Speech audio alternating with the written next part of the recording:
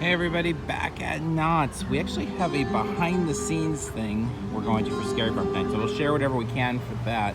But before we get to that, out here looking at the new front photo op area. All the way to the top, clearly not Scary Farm. There's like a staging area here and some fencing around, so it looks like maybe they'll block this off and do some sort of show moment here.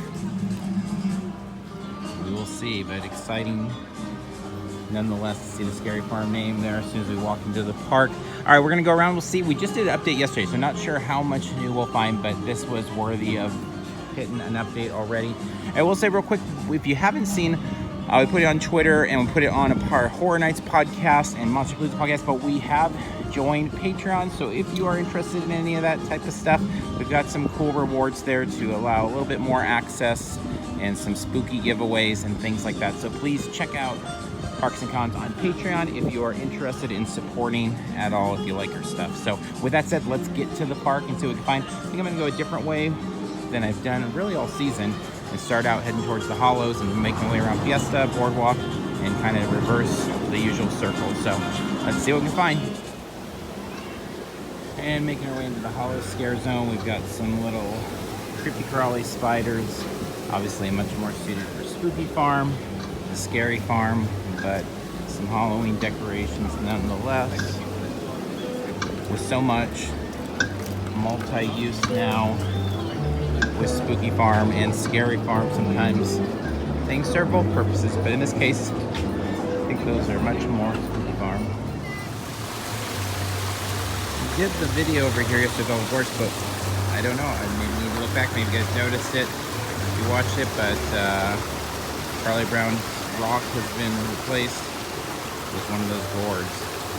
So I'm not sure if we got that on the video yesterday or not, but it grabbed my attention to walk by. The train is closed down. It looks like they're starting to move into removing some of the pieces, I think, to get ready for the Halloween version that opens up on September 28th for Spooky Farm.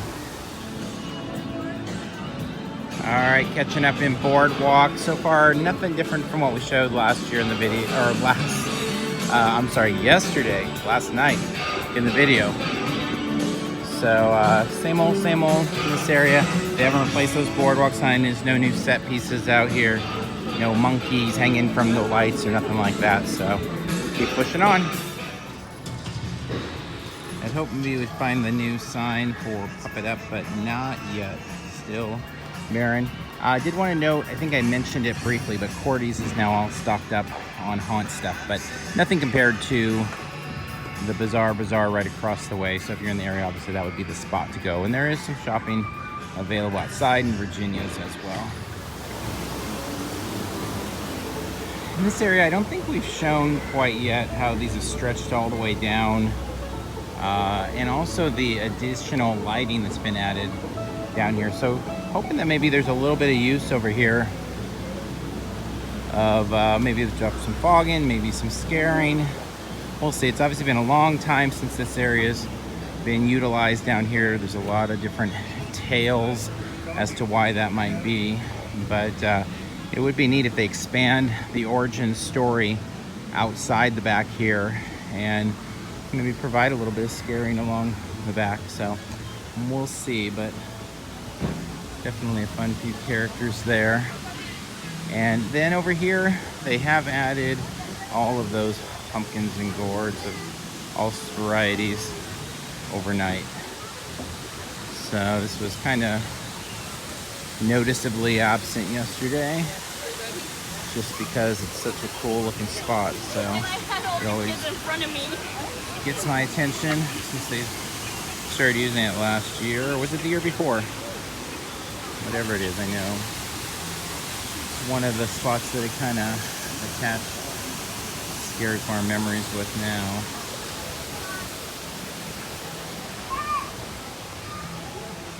And looks like we've got some added webbing down in the Ghost Town area. We'll continue.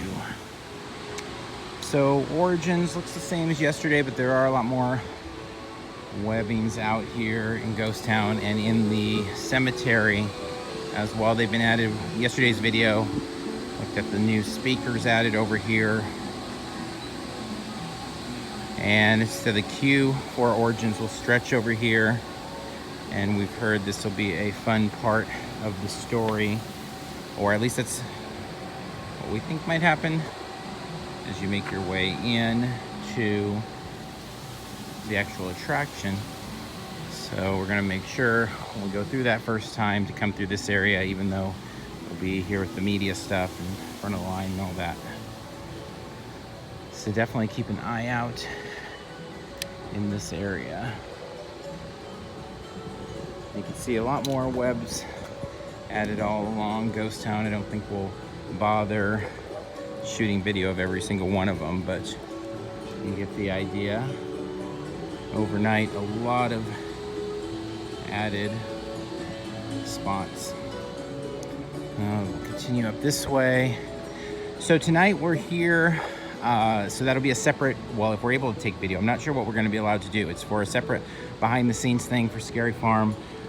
There was really no details beyond doing a walkthrough of a maze and testing some food or trying some food out. So we will share whatever we're allowed to share. These things at parks can vary. Sometimes there's a lot, sometimes there's a little. Horror Nights this year gave us a lot more than they ever had in the past, so we put that up, but they didn't allow any videos, so we put up those photo kind of slideshows.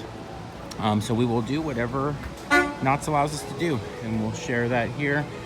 Besides that, I think this is going to end up being our last update for 2019, which is kind of sad because as much of a pain as it is to drive the hour out here and the hour back, and a lot of times when we spend like a half hour in the park doing these updates, I do really enjoy getting out, trying to find new stuff and then sharing it with people that really love it. It's always neat to see 400 or 500 views like within, I don't know, 12 hours or so usually, which means there's at least 400 or 500 people out there that watch these that are as into all this craziness as I am, and so that is super cool and appreciated. So thank you all for watching all that stuff, and hopefully it satiates your appetite a little bit for some haunt stuff.